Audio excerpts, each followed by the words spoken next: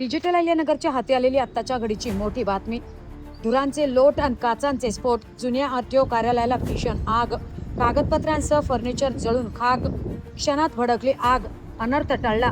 अग्निशमन दलाच्या तत्परतेने मोठी दुर्घटना टळली. नगर शहरातील तारकपूर परिसरात आज अचानक मोठी खळबळ उडाली. पाण्याच्या टाकीजवळ असलेल्या जुन्या आरटीओ कार्यालयाला अचानक भीषण आग लागल्याने परिसरात एकच धावपळ सुरू झाली.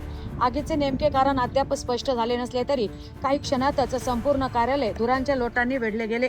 आगीने रौद्र रूप धारण करताच कार्यालयातील काचांना तडे जाऊन मोठमोठे आवाज होऊ लागले. ज्वाळांचा भडका उडाल्याने परिसरातील नागरिकांनी घटनास्थळी मोठी गर्दी केली. माहिती मिळताच अग्निशमन दलाचे जवान तात्काळ घटनास्थळी दाखल झाले आणि शर्थीचे प्रयत्न करून त्यांनी आगीवर नियंत्रण मिळवले.